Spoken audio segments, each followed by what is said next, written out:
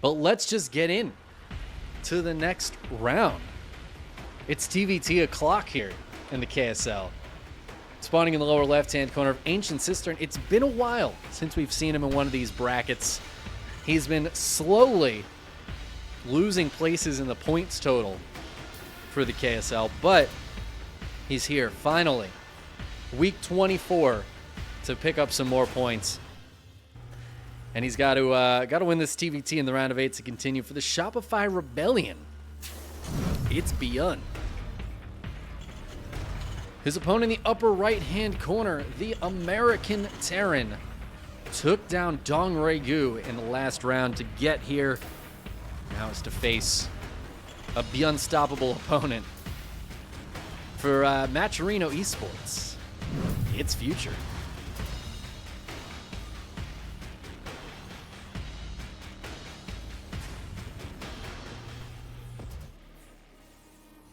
I'm excited to see Future. I've seen Future play mostly TVZs, but I think he's looked very good in TVP as well. I feel like, didn't he beat Hero like a few weeks ago? And now taking down DRG. He took a game off of like Sue and I think Solar in previous weeks. He's looked very, very strong in both of those matchups, but I don't think I've seen a single TVT out of him. So I'll be really interested to see how it goes here. I mean, so far, nothing crazy. I don't expect anything too weird. A lot of it's going to come down to like the preferred play style. Who wants to be a little bit more aggressive? Who wants to build early game units versus the mid game units? Sometimes we see players go just a couple Reapers, maybe a Hellion, and then straight into Marine Tank, that kind of thing. I feel like lately, though, there's been a lot more Reaper Hellion play, and that's been a really crucial part of this matchup. So I'll be really interested to see if either player decides to do that.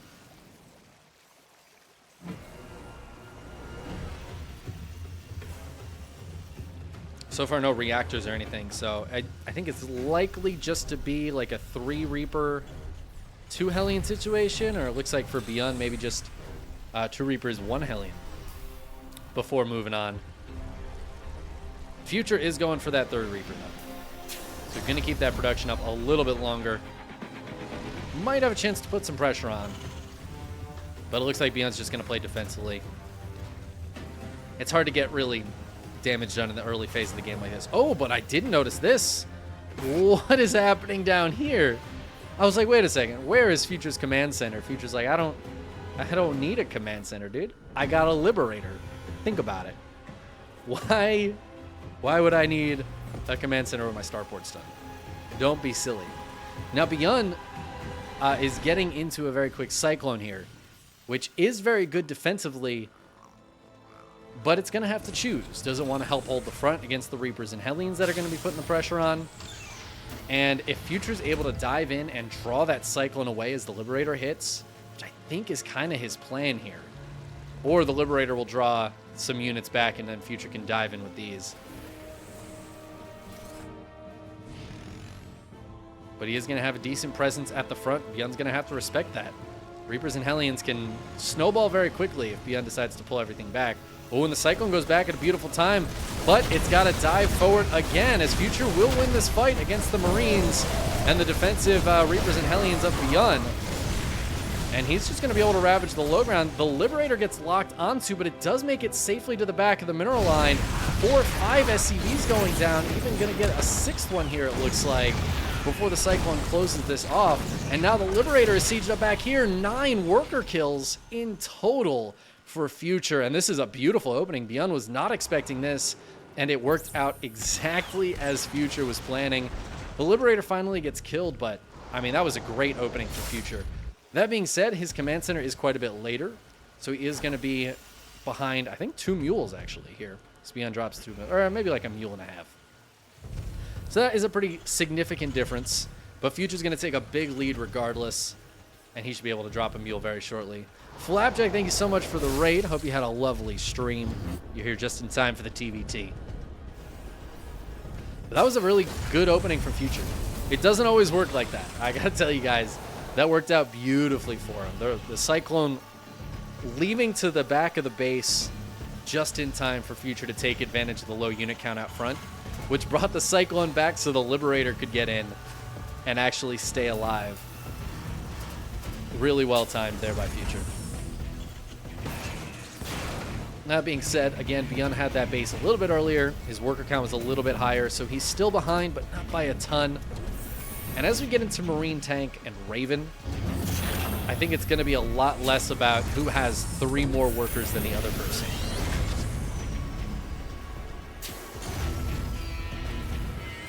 And you know, I was talking about Ravens, but Future, so late to getting the starport home, yeah, isn't going to be able to build any Ravens. So it's going to have to be straight to either Vikings or just forgo air control at all and get medevacs out here for Future. It's a bit of a dangerous way to play because your opponent has the ability to shut down all of your tanks and there's really no recourse for you. That being said, you can usually get out more Marines, which we see Future here has a lot more Marines. But without Stim, without that +1, without that combat shields, these Marines are crappy. These are crappy Marines.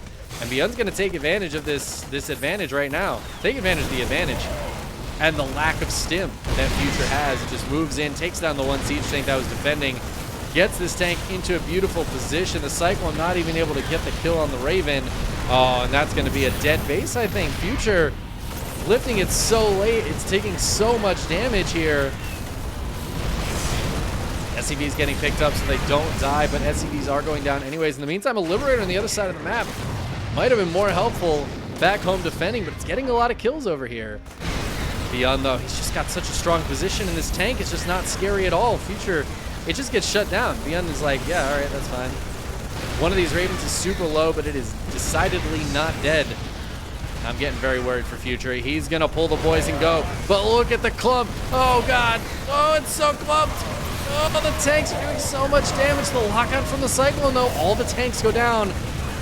Auto turrets getting dropped here by the Ravens. The last of their energy. The landed Vikings coming in. 23 SCVs going down. Future down to 17 workers, and I think that is going to be GG as he breaks out, but at the expense of absolutely everything he has.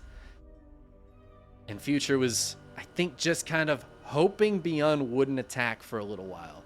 Hoping ByuN would play passively. And I think if ByuN had played passively, Future would have had a really strong power spike in about a minute or two. But that is not really ByuN's style. He smelled that blood in the water. He's so good at recognizing what advantages he has over his opponent and how to use those, how to leverage those. And he was like, hey, I have 3 Ravens. And I'm pretty sure that starport was proxied. So you don't have any Ravens. How are you going to hold a counterattack with Tank, Marine, and Raven? The answer is you kind of don't unless you get lucky and catch that out on the map, or if your Stim is done super duper early. If Future had Stim with those 17 Marines, I think he can hold that. It might be a little dicey still, but becomes much more doable. But I guess can say if all you want. The only thing that's for certain is that ByuN took that game, and now as we get into game 2, we are on Royal Blood. Spawning in the lower left-hand corner is, of course, the Shopify Rebellion Terran, ByuN. Finally able to wake up for a KSL, which starts at, I'll remind you guys, noon Korea time. Too early for the true gamer that is ByuN. His opponent in the upper right-hand corner, he's been in Korea a while. He's learned some tips and tricks from the best Terrans in the world. But can he turn them on those Korean Terrans? We'll see. For Maturino Esports, it's Future.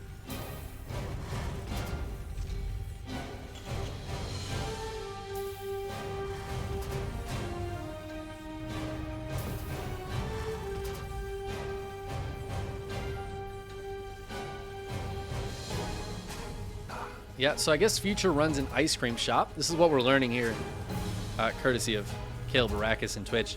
So I think what happened in that last game, it's like a heat wave, and the coolers went down. And when you run an ice cream shop, that's just it's the double whammy in that game. You know, Future's ice cream, it all melted.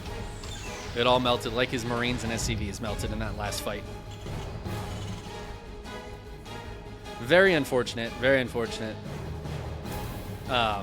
You can, however, recover from that as an ice cream shop owner if you keep all those tubs of ice cream and kind of blend it and refreeze it. I'm pretty sure that's how soft serve is made. You like add some extra cream to it. I think you can make some like decent soft serve that way. So Future, we'll see how good of an ice cream shop owner he is. Is he like McDonald's level ice cream where the machine's broken all the time? Or is he, like a lickety split? Is Future a Friendlies? Gonna make hyper specific references that maybe 4 people that watch this match will understand.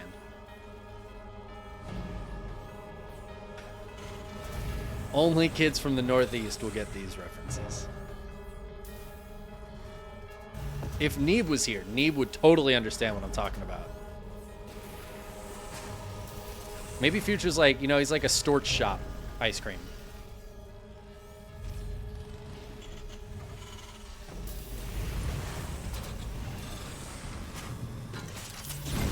It's fun making jokes for like 3 people. Future pushes the Reapers away. ByuN just checking out what's going on, just seeing. Looks like ByuN opened pretty similarly. Ooh, one of those Reapers died. But with no Hellion this time, going straight into the Cyclone.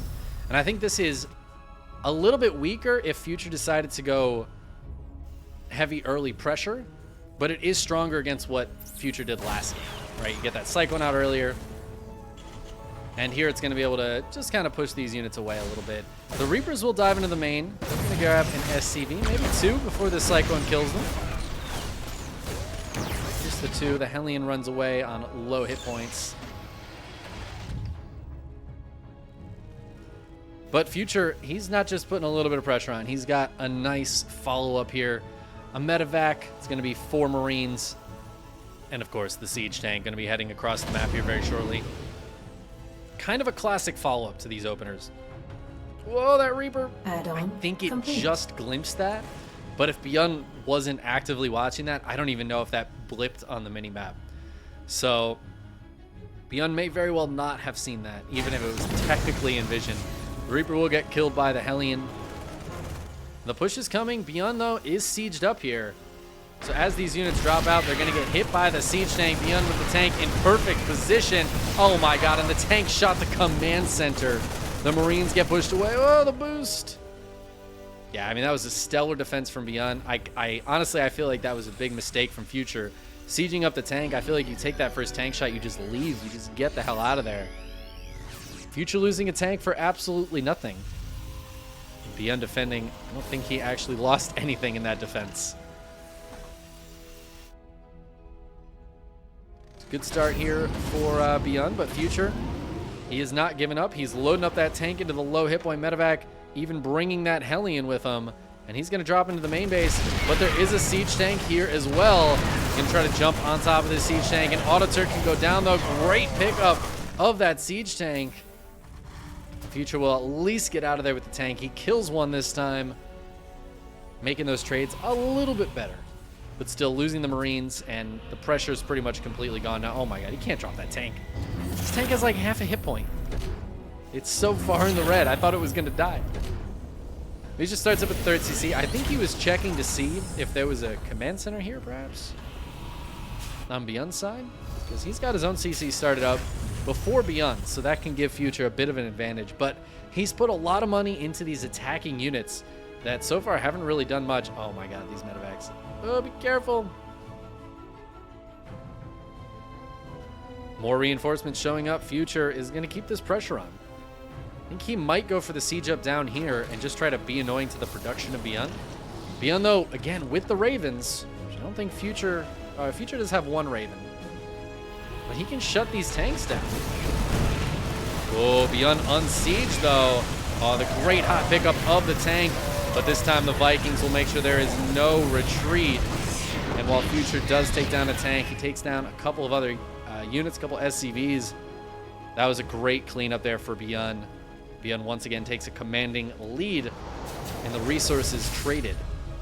But Future has more SCVs. He's got a quicker 3rd base. He should theoretically have better mining, but he hasn't really. ByuN though, God, look at that army supply lead. 46-20 right now.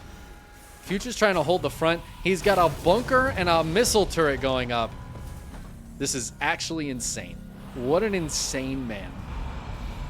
ByuN's gonna come in, he's gonna get hit by a missile turret, but he's just gonna shut down both tanks anyways and starts diving forward.